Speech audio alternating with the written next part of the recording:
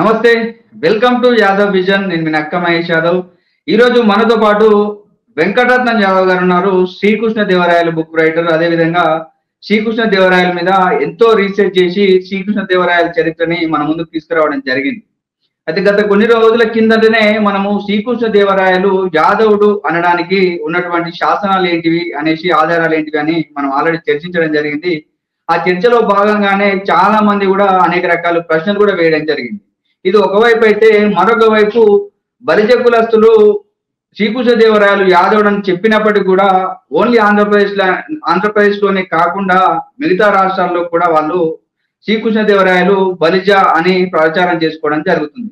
So ఇందులో ఎంతవరకు వాస్తవం ఉంది, వాళ్ళు ఎందుకు అట్లా చేసుకుంటారో అని మరిన్ని విషయాలు మాట్లాడే ప్రయత్నం చేద్దాం. సార్ నమస్తే. నమస్తే సార్, బాగున్నారా సార్? బాగున్నా సార్ చెప్పండి. ముఖ్యంగా అంటే అనేక రకాల ప్రచారాలు జరుగుతున్నాయి. ఏంటంటే ఇవాళ బలిజ కులస్తులు ఇవాళ ఓన్లీ సరే ఆంధ్రప్రదేశ్ లో ఒక చర్చ ఉన్నది, అంటే మా కులస్తుడు అంటే మా కులస్తుడు శ్రీకృష్ణదేవరాయలని. కానీ ఇవాళ కర్ణాటక రాష్ట్రము బెంగళూరులో కూడా శ్రీకృష్ణదేవరాయలు బలిజ కులస్తుడు, అదేవిధంగా కేవలం బలిజలు మాత్రమే శ్రీకృష్ణదేవరాయ సంఘాలు పెట్టిరు, బలిజలు మాత్రమే శ్రీకృష్ణదేవరాయ విగ్రహాలు పెట్టడం జరుగుతుందని చెప్పేసి బహిరంగ మీటింగ్ లో కూడా దాసరి రాము గారు అనే వ్యక్తి మాట్లాడడం జరిగింది. సో ఈ వాక్యాలను మీరు ఏ విధంగా చూస్తారు సార్?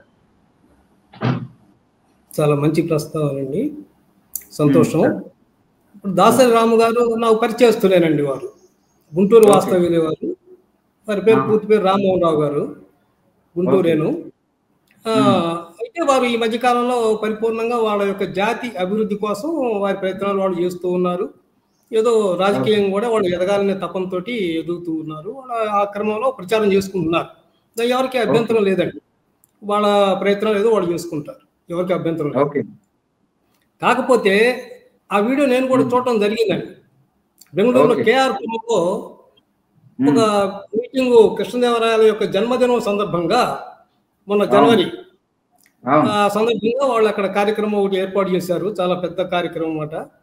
ఆ ప్రాంతాల్లో బలిజ కులస్తులు ఎక్కువగా ఉన్నారట. వారు చెప్పిన వెర్షన్ నాకంత అవగాహన లేదు, తెలియదు అక్కడ. ఆ విధంగా ఆయన చెప్తూ దాంట్లో చాలా అసత్యాలు, అవాస్తవాలు చెప్పుకుంటూ వచ్చారు. చాలా చెప్పారండి, అందరూ అవాస్తవాలు చెప్పారు. ఇప్పుడు నేను దాని గురించి కూడా ఒక ఖండించాలనేటువంటి అభిప్రాయంతో ఉన్నాను. ఈ సందర్భంగా మీ నుంచి ఫోన్ రావడం కూడా నాకు ఒక ఆనందమైనటువంటి విషయం, అది సంతోషం. ఎందుకంటే సమాజానికి వాస్తవాలు తెలియాలండి, మా తపన అది. మేము యాదవ జాతి పరంగా ఎప్పుడు కూడా ఏ ఒక్క విషయాన్ని కూడా మేము వక్రించి చెప్పడం లేదండి. ఈ రోజు వరకు మేము చెప్పలేదు, చెప్పం కూడా.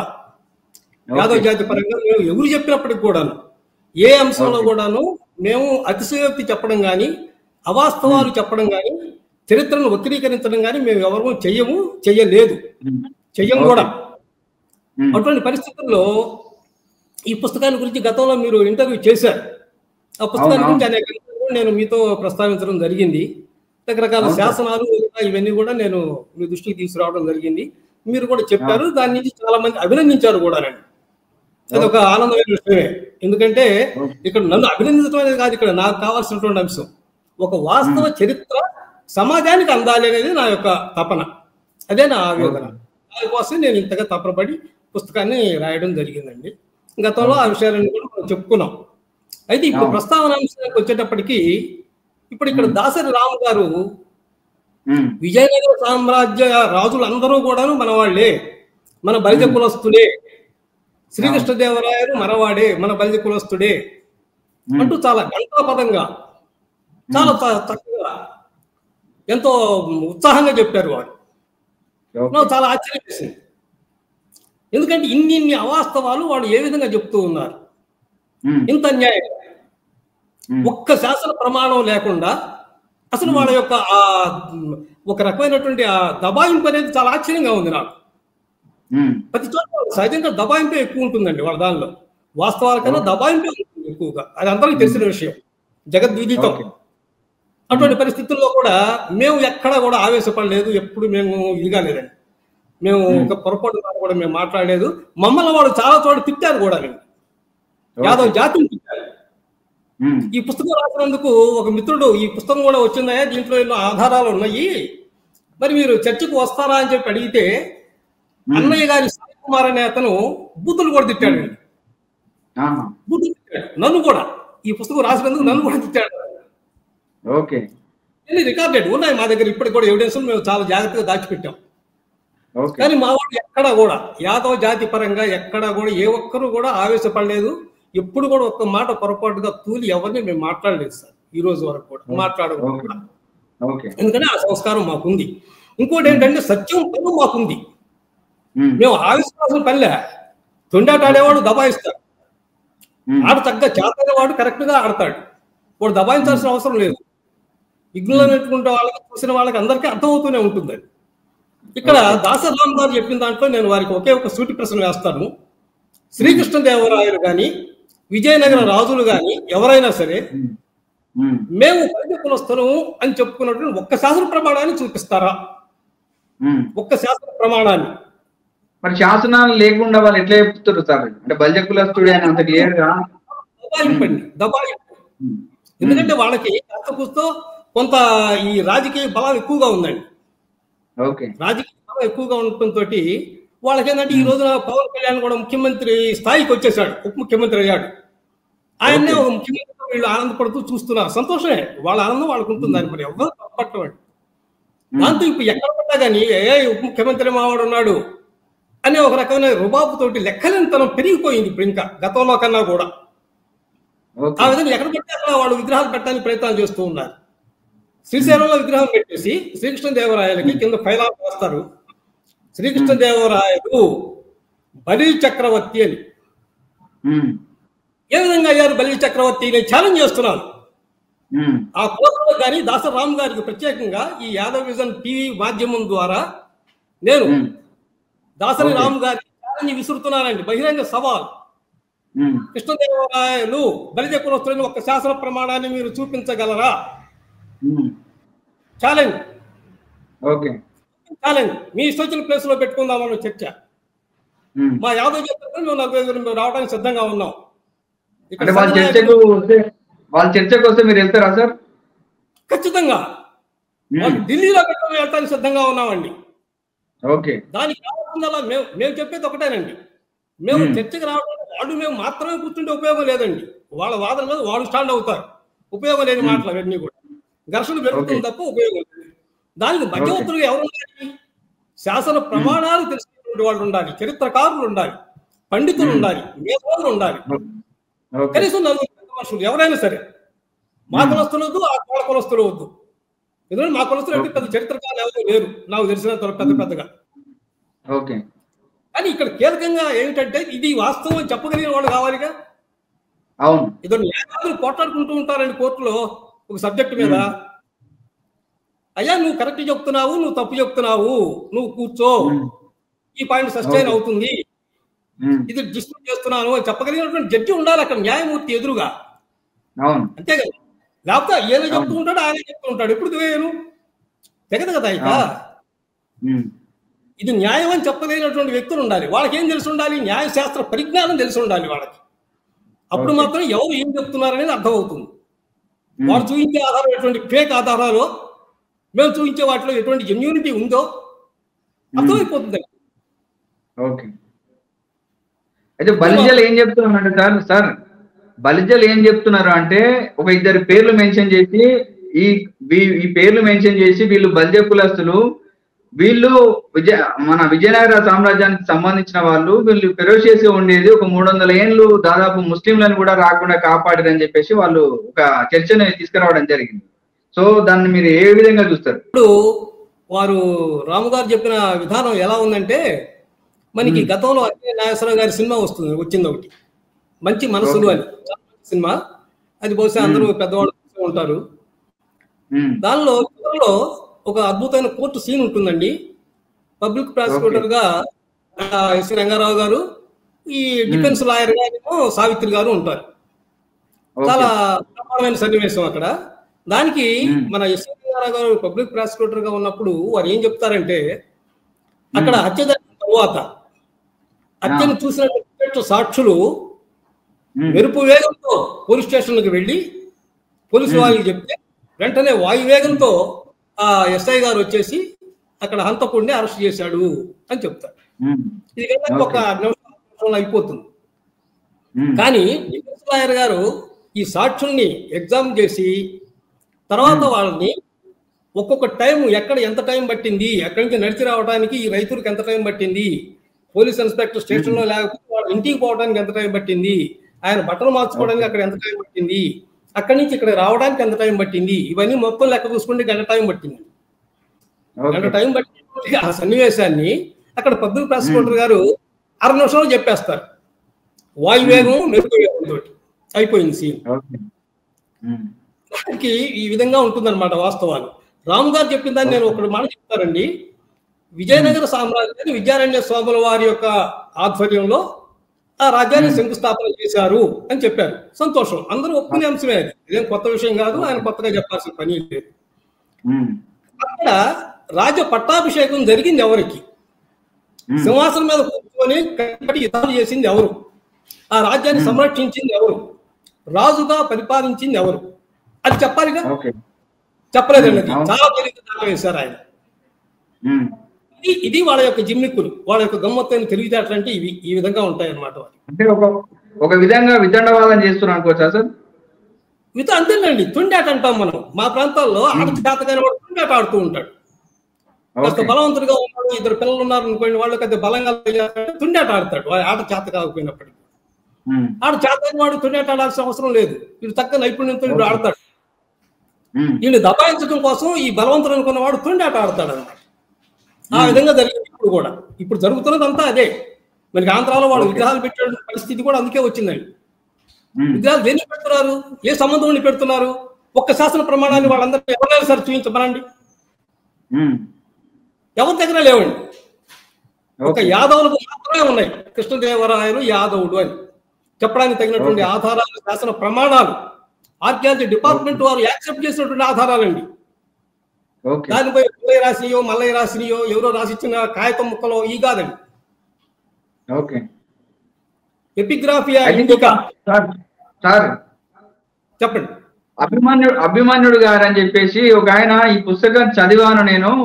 ఇది పైకి బాగానే ఉంది, అట్ట కూడా చాలా స్టాండర్డ్ గా వేశారు, కానీ లోపల సబ్జెక్ట్ లేదు అని చెప్పేసి విమర్శ చేయడం జరిగింది. చూసానండి. దాంతో పాటుగా ఇందులో శాసనాలు మెన్షన్ చేశారు, అది ఇంగ్లీష్ శాసనము తెలుగు శాసనం కాదన్నట్టు వాళ్ళు మళ్ళీ ఒక విమర్శ రాయడం జరిగింది. అవునండి. సో దాని మీద మీ అభిప్రాయం ఏంటి? చెప్తాను సార్. ఇప్పుడు ఇది పూర్తిగానే ఉండి ఒక్క నిమిషం. ఇక్కడ దాసరి రాము గారిని పూర్తయిన తర్వాత నేను అంటే మీ సబ్జెక్ట్ లోకి వచ్చేస్తాను. నేను ఈ దాసరి రాము గారు అక్కడ బలిత కులస్తులేను, విజయనగర సామ్రాజ్య రాజులందరూ మన కులస్తులేను, మనం అద్భుతంగా రాజ్య పరిపాలన చేశాము, ముస్లింల దండయాత్రలను 300 సంవత్సరాలు కూడా మేము ఆపగలిగాము బలిత కులస్తులుగా, అద్భుతమైన చరిత్ర ఉంది మనకి, కృష్ణదేవరాయలు చాలా ఫెరోసియస్ గా ఉండేవాడు, అదేవిధంగా మన బలిజలు కూడా అంత ఫెరోసియస్ ఉండాలి, అన్ని రంగాల్లో ఆ విధంగా ఎదుగుతూ ఉండాలి మన వాళ్ళు, ఇంకా ఎమ్మెల్యేలు పెరగాలి, ఎంపీలు పెరగాలి, రాజ్యాధికారాలు మన చేతులకు రావాలన్నట్టుగా ఆయన చాలా ఉత్సాహంగా ఆవేశపూర్తంగా చెప్పారు. సంతోషం. అయితే ఆయన చెప్పేదానికి ఒక్కదానికైనా ఒక్క ఆధారం చూపిస్తే నేను బహిరంగ క్షమాపణ చెప్తానండి. బహిరంగ క్షమాపణ చెప్తానండి. యాదవ్ విజన్ టీవీ వారి ద్వారా నేను వారికి సవాల్ విసురుతున్నానండి. దాసరాము గారికి వ్యక్తిగతంగా కూడా సవాల్ విసురుతున్నాను. ఛాలెంజ్ అండి, రమ్మనండి ఎక్కడికైనా సరే చర్చకి. మధ్యవర్తులుగా ఎవరు ఉండాలి? విద్య తెలిసినటువంటి వారు ఉండాలి, జ్ఞానం కలిగినటువంటి వారు ఉండాలి, పండితులు ఉండాలి, చరిత్రకారులు ఉండాలి, శాసనకర్తలు ఉండాలి, ఆర్కియాలజీ డిపార్ట్మెంట్ లో పనిచేసినటువంటి రిటైర్డ్ పర్సన్స్ ఎవరైనా ఉంటే ఇంకా సంతోషమైన విషయం. ప్రబలం శాస్త్రి గారు లాంటి మహానుభావులు చనిపోయారు. తర్వాత ఇంకా కొంతమంది ఉన్నారు, ఇంకా పెద్దవారు, జోగినాయుడు గారు వగేరా వీళ్ళందరూ ఉన్నారు, ఈమని శివరాగిరెడ్డి గారు వగేరా వీళ్ళంతా ఉన్నారు. వారు గొప్ప స్థపతి అయినా కానీ గొప్ప చరిత్రకారులు వారు. ఇటువంటి వాళ్ళంతా చాలా మంది ఉన్నారు. ఈరోజు పండితులు ఉన్నారు, మహానుభావులు, పంచసహస్రావధానం చేసినటువంటి మహానుభావులు మేడసాని మోహన్ గారు ఉన్నారు, అదేవిధంగా గరికపల్లి నరసింహారావు గారు ఉన్నారు సహస్రావధాని, నాగపల్లి శర్మ గారు ఉన్నారు ద్విసహస్రావధాని గారు. ఇటువంటి మహాత్ముల మధ్య, పండితుల మధ్య మనం కూర్చుందాం. ఇంకా చాలా మంది ఉన్నారండి, చాలా యూనివర్సిటీస్ లో కూడా చాలా మంది పెద్దవాళ్ళు ఉండొచ్చు, వారి పేర్లు నాకు తెలియకపోవచ్చు, మరణించాలి. అటువంటి వాళ్ళు ఎవరైనా సరే, వాళ్ళ కులస్తులు వద్దు, మా కులస్తులు వద్దండి. మా కులస్తులు పెద్దగా చెప్పుకోవడానికి ఎవరో లేదులేండి, చరిత్రకారులు కూడా. మేము సవాల్ చేస్తున్నామండి వారి సమక్షంలో. దాసరి రాము గారు ఎక్కడికి రమ్మంటే అక్కడికి వస్తామండి మేము. ఢిల్లీలో పెట్టే సరే మేము వెళ్ళడానికి సిద్ధంగా ఉన్నాం. బెంగళూరులో అయినా సరే, కోయంబత్తూరులో అయినా సరే, మద్రాసులో అయినా సరే, హైదరాబాద్ అయినా సరే, ఆయన ఇంటి పక్క గుంటూరులో వెంకటేశ్వర విజ్ఞాన మందిరంలో అయినా సరే మేము సిద్ధంగా ఉన్నామండి. దాసరాం గారికి మళ్ళీ మళ్ళీ చెప్తున్నాను, సార్ దాసరాం గారు మీకు సవాల్ చేస్తున్నాను నేను, బహిరంగ ఛాలెంజ్. మీరు ఏ విధమైన శ్రీకృష్ణదేవరాయలు మీరు బలిజ ప్రభుత్వం చెప్పడానికి తగిన ఆధారాలు ఏవైనా ఉంటే మేము సిద్ధంగా ఉన్నాం, చర్చకు రావడానికి మీరు రండి, మేము సిద్ధంగా ఉన్నాం. డయాస్ మీరే ఏర్పాటు చేయండి, న్యాయ నిర్ణేతలు కూడా మీరే పిలవండి. కేవలం మేము నలుగురు మేము సబ్జెక్ట్ తెలిసిన వాళ్ళ వరకు మేము వస్తాం, అంతవరకు. కుల నాయకులతో సంబంధం లేదండి. కుల నాయకులకి ఏం సంబంధం అండి? రాజకీయం వాళ్ళు ఏదో కులాన్ని బాగు చేయడం కోసం వాళ్ళ ప్రయత్నాలు వాళ్ళు చేస్తూ ఉంటారు పెద్దలు. అందరికీ చరిత్ర మీద అవగాహన ఉండాల్సిన అవసరం లేదు కదా. అందుకు చెప్తున్నానండి, దాసరాం గారికి మరీ మరీ చెప్తున్నాను, సవాల్ చేస్తున్నాను ఈ విషయంలో, బహిరంగ సవాల్. మీరు సవాళ్ళు స్వీకరించకపోతే మీరు ఎక్కడ కృష్ణదేవరాయలు వాడని చెప్పి మీరు మాట్లాడకూడదు, మీరు ఎవరు మాట్లాడకూడదు. మీరు నాయకులుగా ఉన్నారు కాబట్టి మీ కులస్తులు మొత్తాన్ని మీరు కంట్రోల్ చేసుకోండి. ఎక్కడ మళ్ళీ మీరు విగ్రహాలు పెట్టడానికి వీల్లేదు, పెట్టకూడదు. జనరల్ నాయకులు చెప్తేనే కదా సార్ ప్రజలకు కూడా తెలిసేది. అదేనండి, వీళ్ళు పక్కదారి పట్టిస్తున్నారు సార్, వీళ్ళు పక్కదారి పట్టిస్తున్నారు. సమంజసం మీరు చెప్పండి. ఒక్క ఆధారం ఏమండి, చారిత్రక ఆధారాలు లేకుండా తప్పుదారి పట్టించడం అనేది అది కరెక్ట్ కాదు. ఒకవేళ నిజంగానే ఆధారాలు ఉంటే ఇప్పుడు చెట్టు జరుగుతున్నప్పుడు మీలాంటి పెద్దవాళ్ళ దగ్గర వాళ్ళ పెద్దలు అందరు కలిసి మాట్లాడుకొని ఇవి ఆధారాలు, మేము బలిజ అని చెప్పుకోవడానికి ఇవే ప్రూఫ్స్ అని చెప్పేసి మీరు చెప్పడానికి రెడీ ఉన్నారు, వాళ్ళు చెప్పడానికి రెడీగా లేరు అని అంటున్నారు. నిజంగా కూడా వాళ్ళకి రావాల్సినటువంటి అవసరం ఉంది. కరెక్ట్ అండి. ఇప్పుడు ఆ డయాస్ మీద ఎవరో ఒక ఆయన చూపించి నిలబెట్టి ఈయన అన్నయ్య గారి సాయి ప్రతాప్ గారికి మామగారేనా అని చెప్తారు. ఆయన పేరేంటో ఎవరో తెలియదు. ఆయన రామరాయలు, కృష్ణదేవరాయలు అల్లుడు రామ వంశీయుడట. విచిత్రమైన విషయం. ఇక్కడ కీలకమైన విషయం చెప్తాను సార్ నేను. కృష్ణదేవరాయ గారు మీరు క్లోజ్ జూమ్ చేసుకుని దీన్ని ఏదైనా జూమ్ చేయగలిగితే మీకు అవకాశం ఉంటే జూమ్ చేయండి. గుంటూరులో బృందావన గార్డెన్స్ లో వెంకటేశ్వర స్వామి గుడికి వచ్చారు. డేట్ కూడా నేను చెప్తాను, 13/7/2013, దాదాపు 12 సంవత్సరాల క్రితం అండి మీరు వచ్చారు. చూడండి, ఈ శాసనాలు మొత్తం కూడా వారికి చూపించి వివరిస్తున్నాను నేను, వారికి బ్రైండ్ గా చూపించి కాదండి. ఇది చూడండి ఆధారం. తర్వాత ఇదిగోండి, నేను వారికి ఈ ఆధారాలన్నీ కూడా కవర్లో పెట్టి ఇచ్చానండి. నేను జిరాక్స్ అనమాట, వారికి ఇచ్చిన జిరాక్స్. ఒరిజినల్స్ మా దగ్గర కావాల్సిన బుక్స్ ఉన్నాయండి. ఇప్పుడు నేను డిస్ప్లే చేయమంటే ఇప్పుడు చేస్తాను నేను. ఎపిగ్రాఫీ ఎవరు? ఈయన నేను అదే చెప్తున్నాను, కృష్ణదేవరాయ గారండి. కృష్ణదేవరాయ. ఎందుకంటే ఇప్పుడు మన వాళ్ళు అందరూ చెప్తున్నారు, ఏంటంటే మన రాష్ట్రం అంతా తిప్పుతున్నారు, చాలా మంది వాళ్ళు వీళ్ళు పిలుస్తున్నారు. ఈయన వస్తున్నాడు కూడా, పెద్దవాడు, చాలా సమర్థుడు, మంచివాడు కూడాను, సహృదయుడు. నేను కృష్ణదేవరాయ అల్లుడు యొక్క ఇతను 19వ తరం వాడు, కుమార్తె తరపున 19వ తరం వాడు. వీరి పేరు కృష్ణదేవరాయ. కృష్ణదేవరాయ వీరి పేరు. తర్వాత నేను రాసినటువంటి ఆ పుస్తకాన్ని ఇది కూడా చూడండి, మధురైలో మన యాదవ సోదరులు కృష్ణదేవరాయల వారికి అందించారు. ఆయన పరమానంద భక్తుడే ఈ పుస్తకాన్ని తీసుకున్నాడు. కనపడుతుందా? అది జూమ్ చేసుకోండి. ఇది మధురై, మద్రాసు.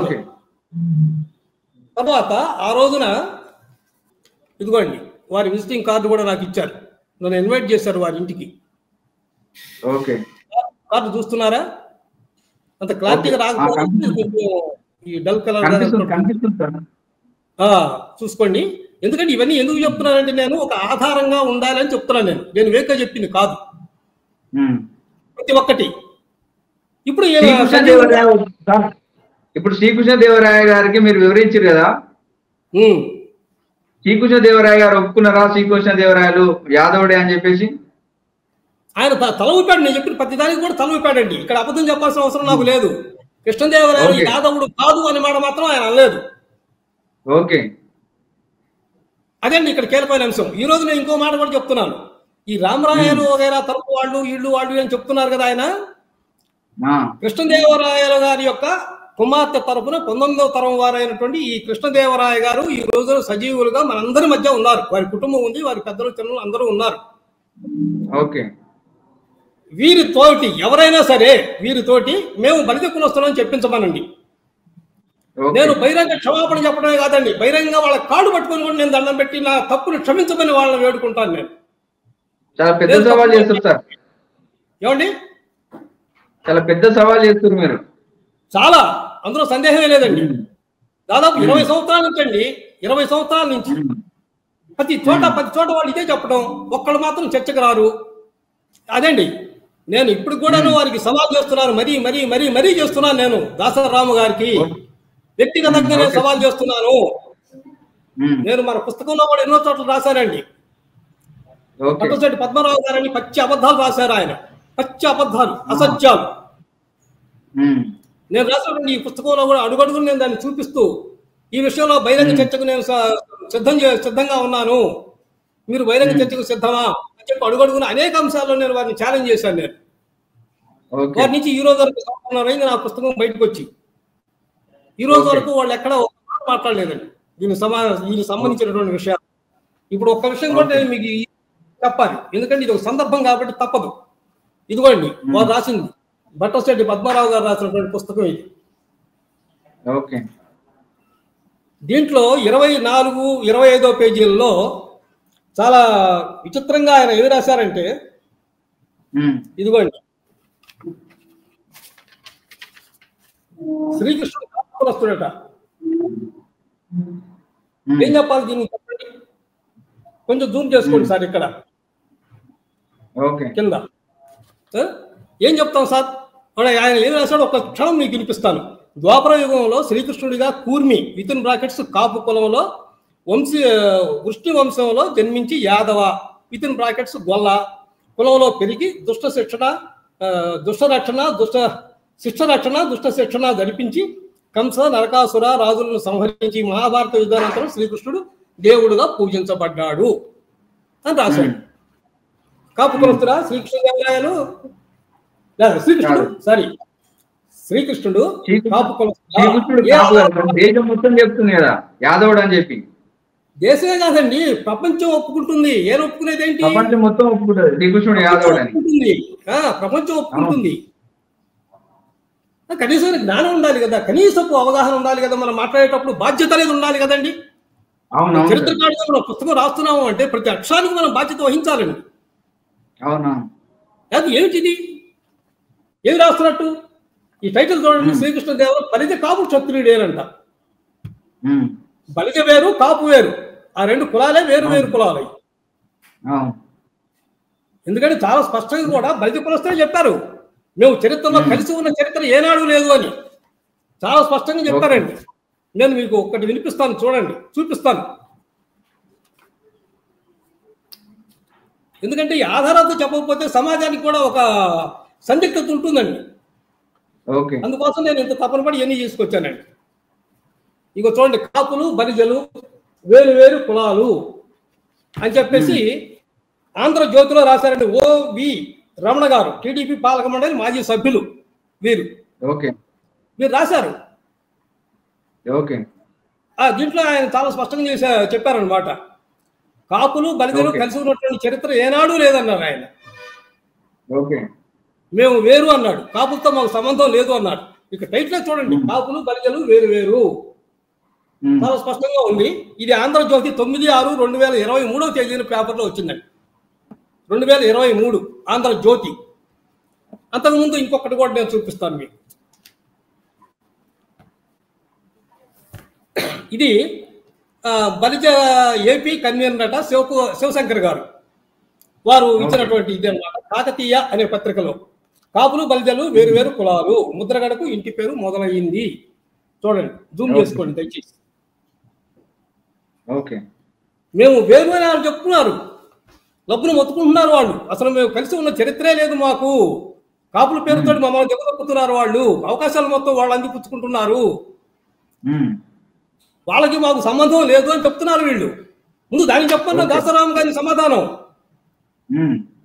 గుంటూరు జిల్లాలో కాపు బలిజాని కూడా అనరండి, తెలగానే అంటారు, తెలగ కులస్తులనే అంటారు వాళ్ళని. గుంటూరు జిల్లా వరకు అటు ఉభయ గోదావరిలో పోయేటప్పుడు మళ్ళీ అక్కడ కాపు అంటూ ఉంటారు, ఇటు రాయలసీమ పోయేటప్పుడు బలిజ అంటూ ఉంటారు. అంటే ఆ వర్గాలు అక్కడ స్థిరపడ్డాయి ఎక్కువగా. ఓకే. ఈ తెలగలు తెలంగాణ నుంచి వలస వచ్చినటువంటి వాళ్ళు సైనిక వర్గం, హిందూ రాజుల దగ్గర సైనికులుగా పనిచేసి ఇక్కడికి వలస వచ్చారు వాళ్ళు. ఓకే. కాపులు 1931 వరకు కూడా కులపరమైనటువంటి అస్తిత్వం లేదు అని చెప్పేసి డాక్టర్ జి హరిశ్చంద్ర ప్రసాద్ గారు చాలా స్పష్టంగా రాశారండి. ఓకే. వార్తా దినపత్రికలో రాశారు. ఓకే. 18/9/2008 పేపర్లో చూడమండి ఒకసారి. ఓకే. మనం వేరే చెప్పింది కాదండి, ఇదంతా చరిత్ర అండి. పైగా ఆయన ఇంకొక విచిత్రమైన తెలివితేటలు చూపించారు దాసరాము గారు. 300 కాపులు వాళ్ళు అన్నాడు చెప్పుకుంటూ వచ్చేసి మాది సింగిల్ లార్జెస్ట్ కమ్యూనిటీ అన్నాడు. 300 కాపుల యొక్క వంశ వృక్షం మీకు తెలుసా రాము గారు? మీరు ఎప్పుడైనా చదివారా చరిత్ర? 300 కాపులు వేరండి. 12వ శతాబ్దంలోనే వాళ్ళంతా కూడా ఒక కుల రూపాన్ని సంతరించుకున్నారు. జాయపసేనాని వారు వేయించినటువంటి శాసన ప్రమాణాలు ఉన్నాయండి, శాసనాలు ఉన్నాయండి.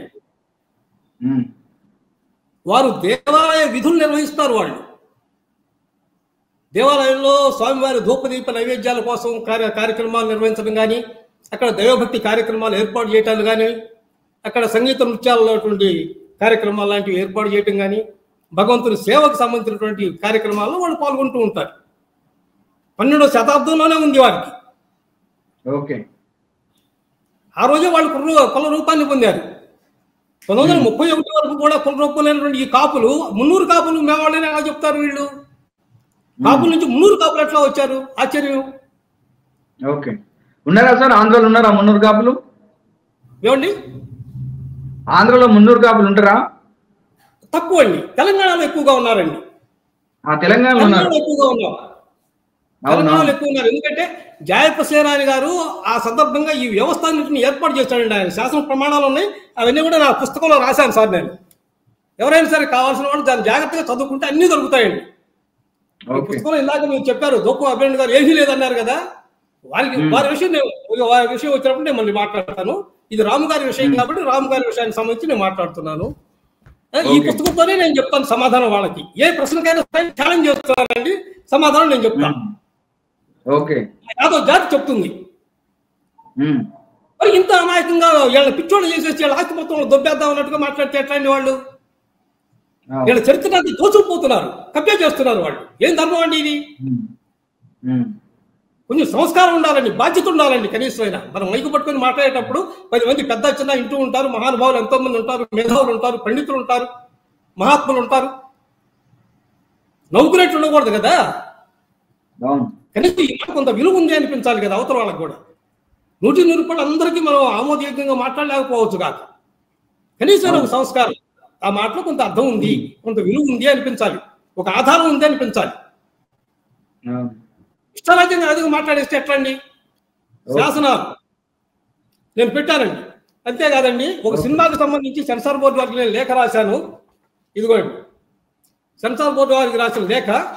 దాంట్లో ఈ సంగమ వంశీయుల గురించి ఇదిగోండి ఈ పేజీలు మొత్తం అవే ఆధారాలు. ఇవన్నీ చూడండి ఒకసారి. దాంట్లో ఇందులో శాసనం కూడా పెట్టానండి ఒకటి. ఎందుకంటే మనం చెప్పేదానికి ఒక ఆధారం కూడా ఉండాలి. చూడండి, టిక్ చేసిన చోట ఉంటుంది. హరిహర దేవరాయలు వాళ్ళు కొన్ని 100 శాసనాలు ఉన్నాయండి వారివి. 100 కాదండి, 100 ఉన్నాయి. ఇదిగోండి చూడండి.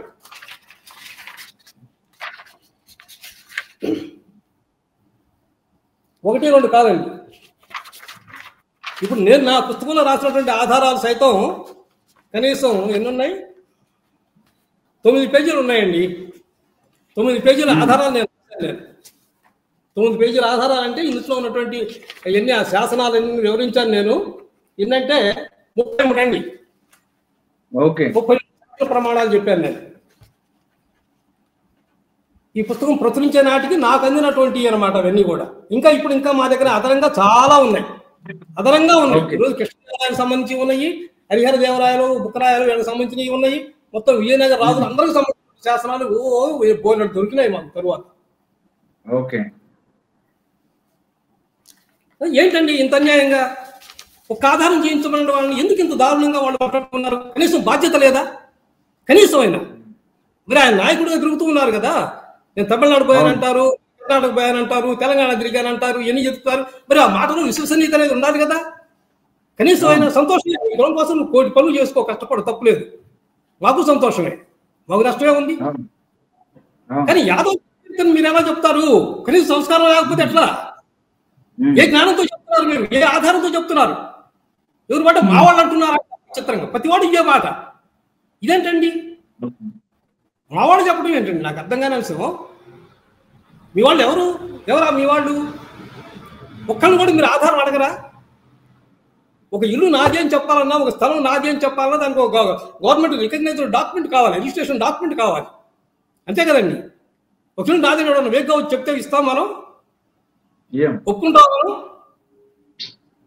ఆధారం అడుగుతావా లేదా? అడుగుతాం సార్.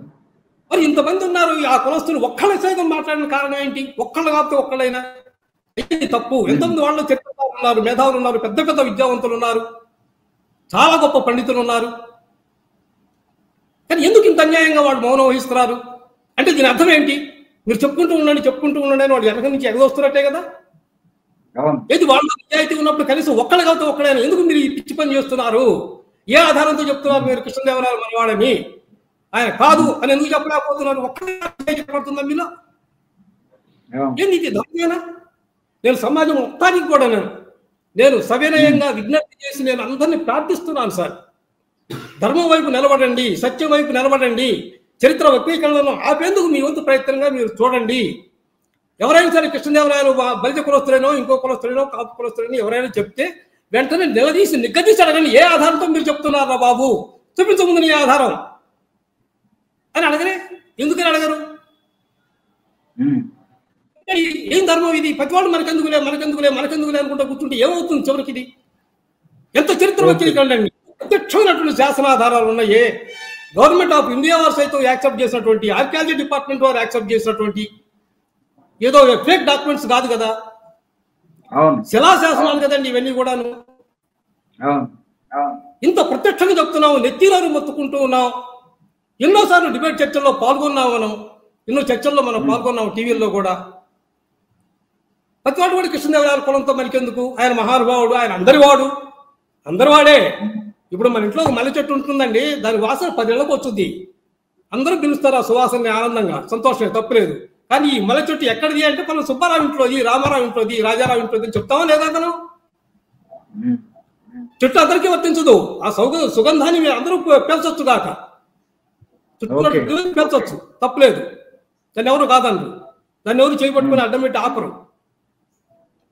కనీసం సంస్కారం ఉండాలి కదా మాట్లాడే మాటకి. అప్పుడు ఈ మల్లె చెట్టు ఎక్కడిది అంటే పలానా చెట్టులోది, పలానా ఇంట్లోది అని చెప్తామా లేదా? అదేవిధంగా కృష్ణదేవరాయలు ఎవరు? ఆయన యాదవ కులంలో జన్మించాడని చెప్పడానికి ఇబ్బంది ఏమిటి? శ్రీకృష్ణదేవరాయలు యాదవుడే అని కొంతమంది చెప్పడం జరుగుతుంది. కానీ యాదవులు గొల్లలు వేర్వేరు అని మళ్ళీ వాళ్ళు తప్పుదారి పట్టించే ప్రయత్నం కూడా చాలా మంది చేస్తున్నారు. సో ఈ గొల్లలు యాదవులు ఒకటి అది వికృతమైన తెలివితేటలు అనమాట. వికృతమైనటువంటి తెలివితేటలు అంటారు వీటిని. సంస్కృత మహాభాగవతం చూడమనండి వీళ్ళు ఎవరినైనా సరే. సంస్కృత మహాభాగవతం చూడమనండి. మన పుస్తకంలో కూడా దానితో చాలా మెన్షన్ చేసి పెట్టామండి. యాదవులు ఒక్కటేను అని చెప్పేసి వాళ్ళిద్దరు దాయాదులు అని చెప్పి చాలా స్పష్టంగా అందులో రాయటం జరిగింది. మహాభారతంలో చాలా స్పష్టంగా బ్రహ్మదేవుడు ఇచ్చినటువంటి శాపం ఏమిటి అంటే, అయ్యా మీరు అందరూ వెళ్ళి ఈ భూమి మీద యాదవ వంశంలో జన్మించండి అని బ్రహ్మదేవుడు చెప్పినట్టుగా మహాభారతంలో కూడా ఉండేది.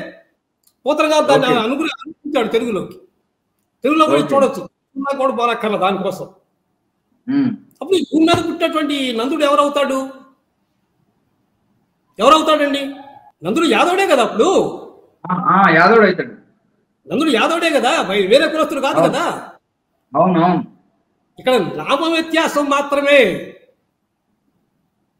ఇక్కడ పేరులో చిన్న డిఫరెన్స్ మాత్రమే తప్ప ఇప్పుడు ఏం లేదండి. ఒక ఇంట్లో 4 పిల్లలు ఉన్నారు, 4 పనులు చేస్తూ ఉంటారు. ఒక పిల్లవాడు చదువు వ్యవసాయం చూస్తూ ఉంటాడు, అది ఉద్యోగం చేస్తూ ఉంటాడు, ఇంకోటి ఇంకో చోట ఇంకో పని ఏదో చేస్తూ ఉంటాడు, ఇంకోటి ఇంటికి సంబంధించిన కార్యక్రమాలు ఏదో చేస్తూ ఉంటాడు. అంత మాత్రం 4 వేరు కాకుండా ఒకటి కాకుండా వేరు అవుతారా? ఏం కాదు సార్, అంత ఒకటే. అంతే కదా, వంశం ఒకటే కదా సార్, తండ్రి ఒకటే, వంశం ఒకటే. అదే కదండి అంటున్నది. అంతే కాదండి, గవర్నమెంట్ ఆఫ్ ఇండియా వారు సైతం చాలా స్పష్టంగా అంగీకరించారు కదండి. యాదవ వారు గొల్ల అంటూ ఓబీసీ సర్టిఫికేట్ లో చాలా స్పష్టంగా సీరియల్ నెంబర్ 93 ప్రకారం అని సర్టిఫికేట్ ఇస్తున్నారు కదా. అవును, ఇస్తున్నారు ఇప్పటికి. కనీసం జ్ఞానం ఉండాలి కదా.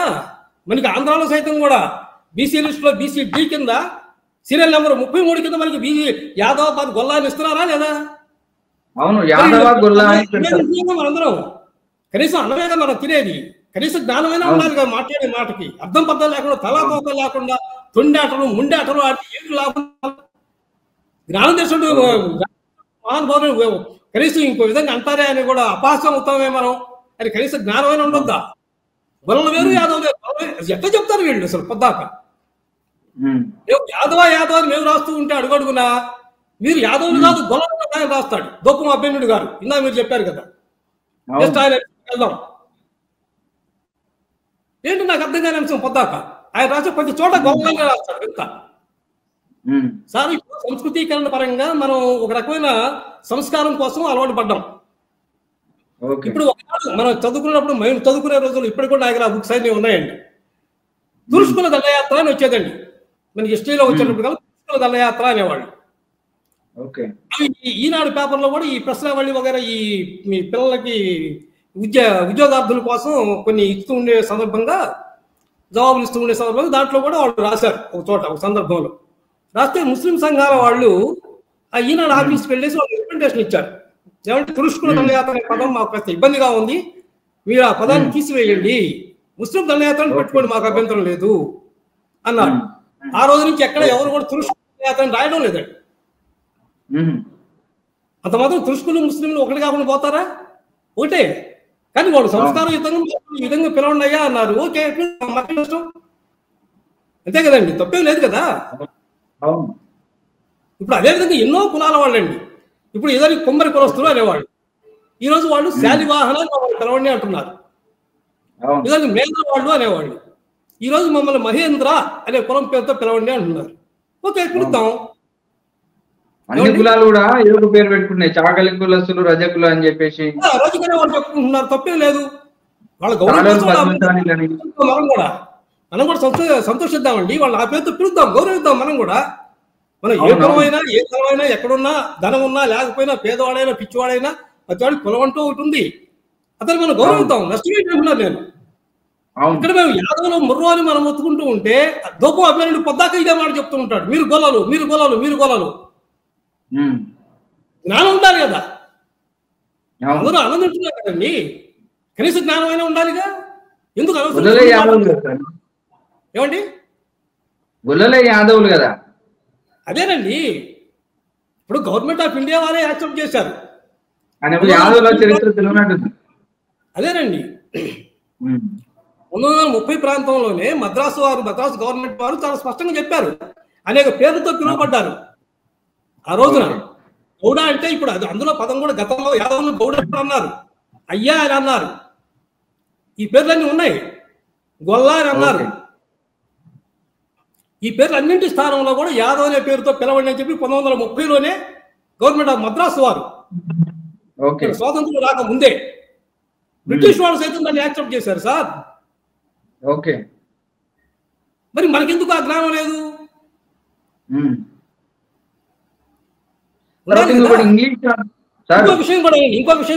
ఇంకొక విషయం చెప్తా ఇక్కడ.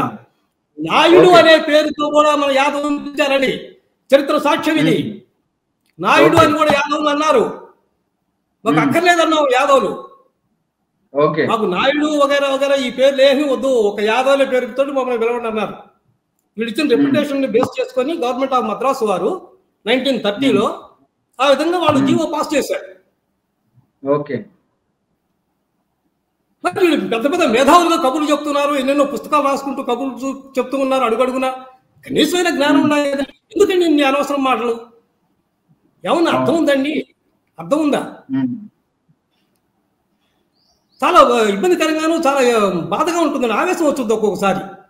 చాలాసార్లు మేము కంట్రోల్ చేసుకుంటూ ఉన్నాం, అడుగడుగును కంట్రోల్ చేసుకుంటూ ఉన్నాం. ఎన్ని రకాలుగా వాళ్ళు రెచ్చగొడుతూ ఉన్నారు.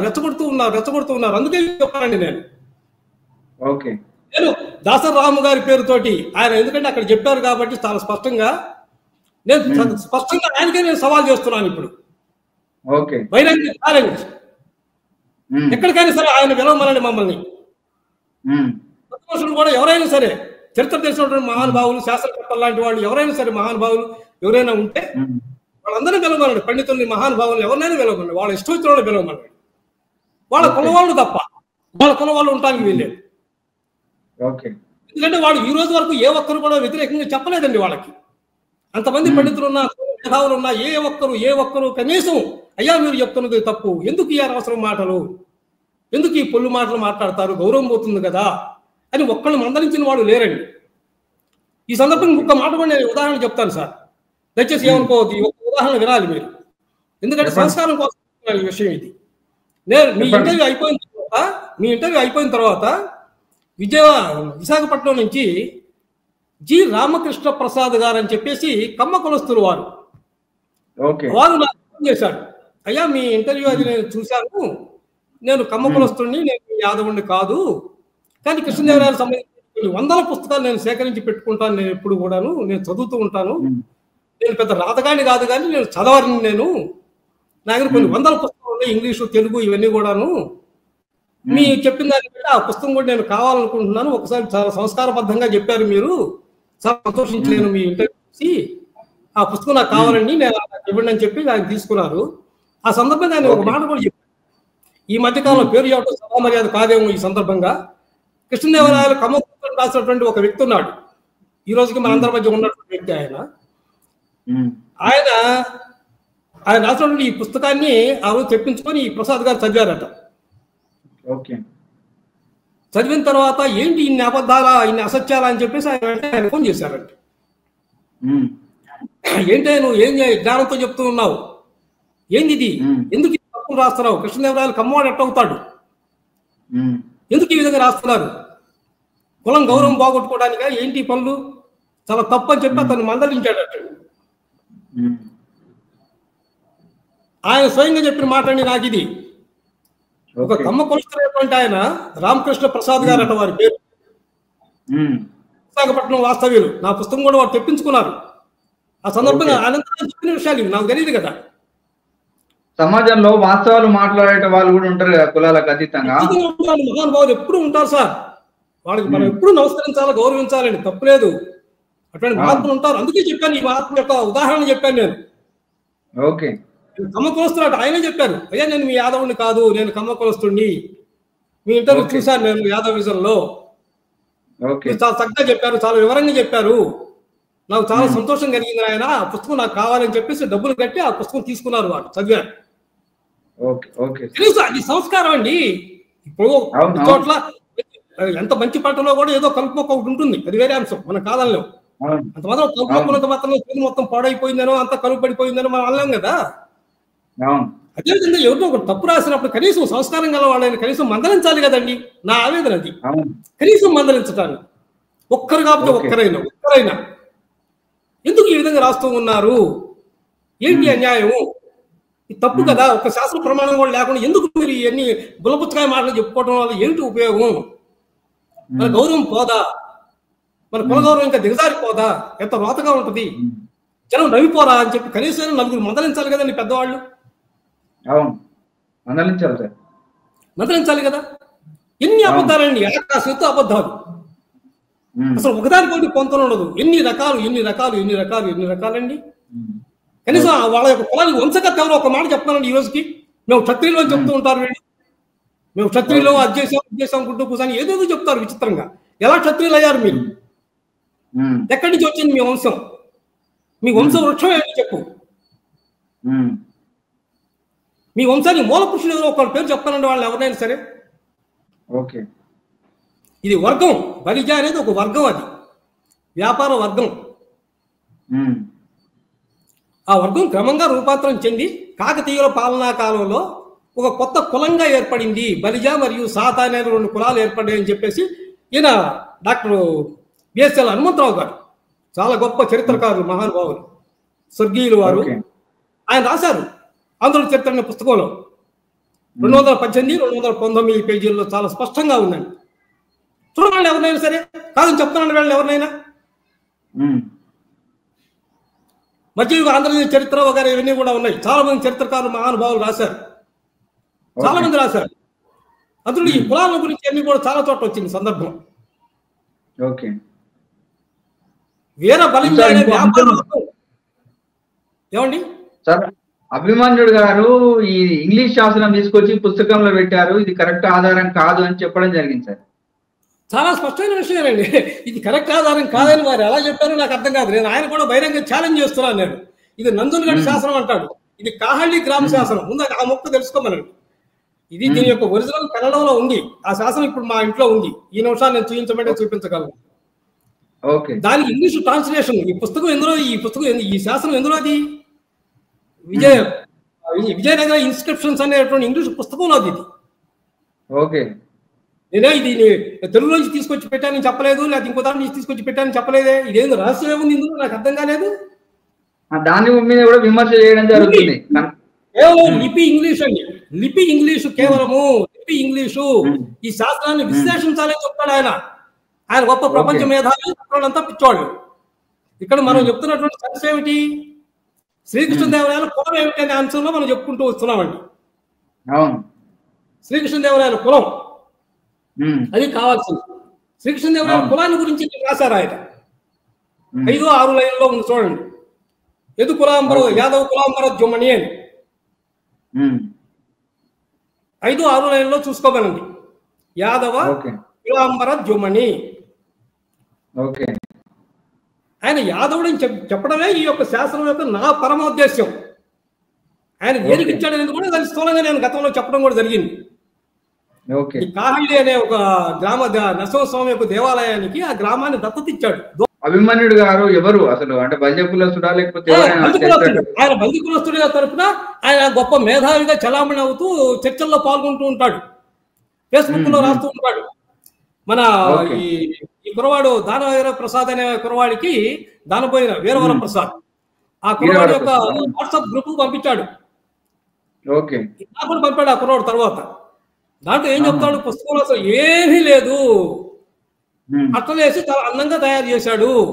అప్పుడప్పుడు తను సేకరించి పెట్టుకున్నటువంటి కాగితం ముక్కలు 4 కలిపి ఈ పుస్తకం తయారు చేశాడు, ఏమీ లేదు అందులో అన్నాడు. ఆయన ఇష్టం వచ్చిన విషయం మాట్లాడమనండి. బలిజ కులానికి సంబంధించిన విషయాలు కానీ, శ్రీకృష్ణదేవరాయల గురించి సంబంధించి కానీ, లేదా విజయనగర రాజులు ఎవరి గురించి సంబంధించి అయినా సరే మొత్తం నేను చెప్తానండి. ఈ పుస్తకం ఒక్కటే తీసుకొని వచ్చి నేను సవాల్ చేస్తున్నాను దోపం అభిమన్యుడు గారికి.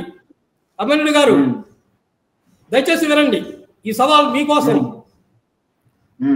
మరిద్దరం కూర్చుందాం, ఎవరు కూడా వద్దు, మరిద్దరే కూర్చుందాం. మీ ఇష్టం చూడండి, నేను వస్తా.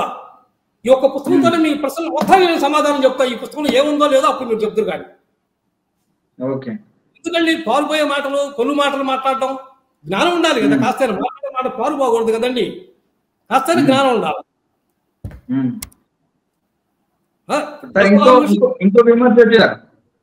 చెప్పండి.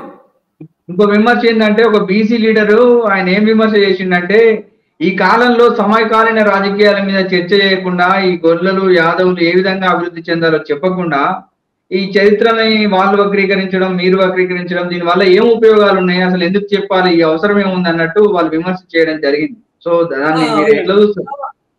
అండాల పూర్ణచంద్రరావు యాదవ్ అట, వారు ఏదో విజయవాడ ప్రాంతం ఇది అనుకుంటాను, ఏదో బీసీ సంఘ లీడర్ అనేది ఏదో రాసుకున్నారు. అది కూడా వరప్రసాద్ దానికే పెట్టారు వీళ్ళు. మన దాని పేరు వీర వరప్రసాద్ దానికి పెట్టారు వాట్సాప్ కి.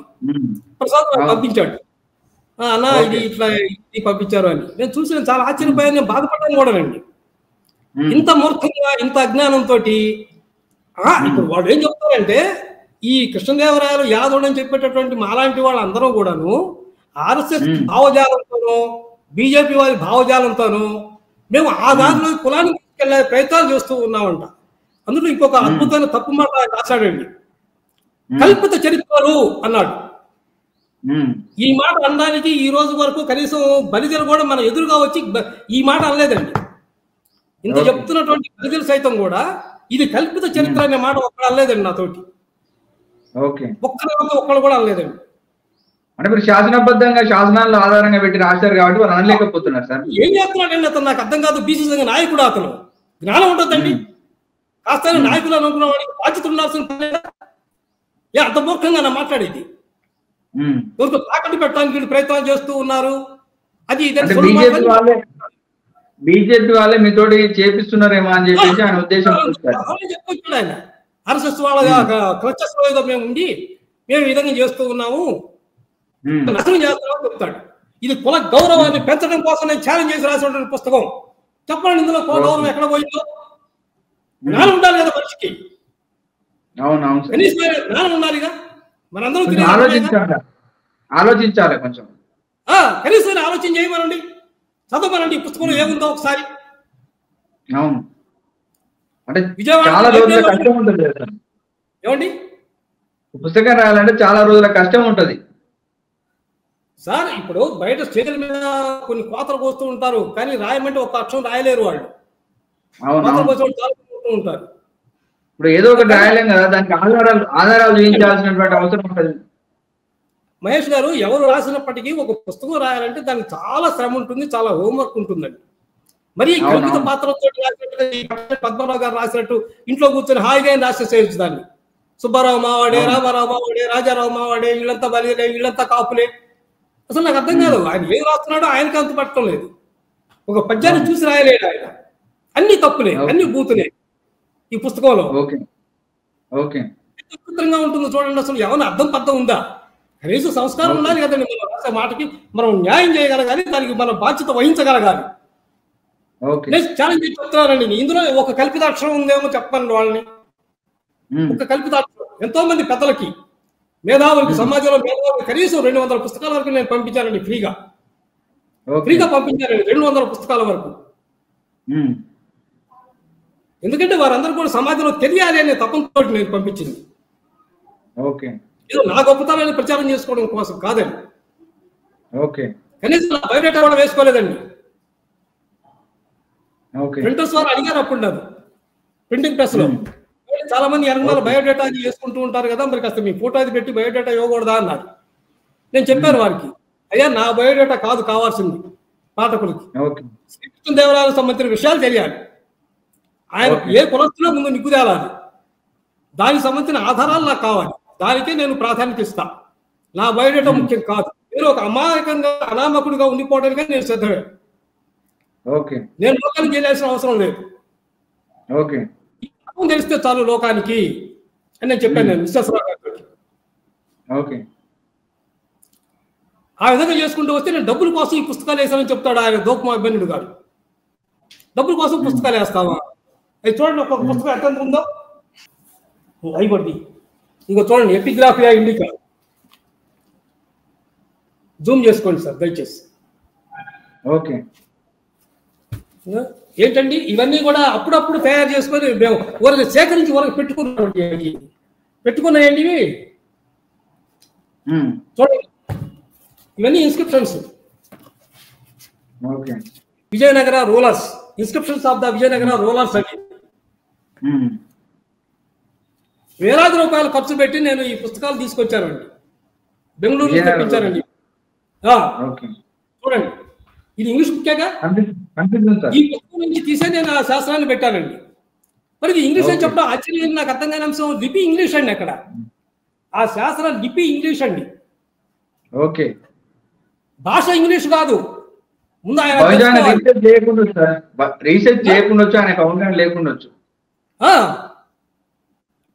కాస్తైనా ఉండాలి కదా సార్ మాట్లాడే ముందు. కనీసం నలుగురు వింటారు. పెద్ద చిన్న సమాజంలో పెద్దలు ఉంటారు, చిన్నలు ఉంటారు, పండితులు, మహానుభావులు ఎంతో ఉంటారు, ఉంటారు, సంస్కారవంతులు ఉంటారు, పెద్దలు ఉంటారు, మహానుభావులు అనుకోవాలి కదా. కాస్తైనా ఏదో రోడ్డుకు వచ్చింది మాట అన్నట్టు మాట్లాడితే ఎట్లా అండి?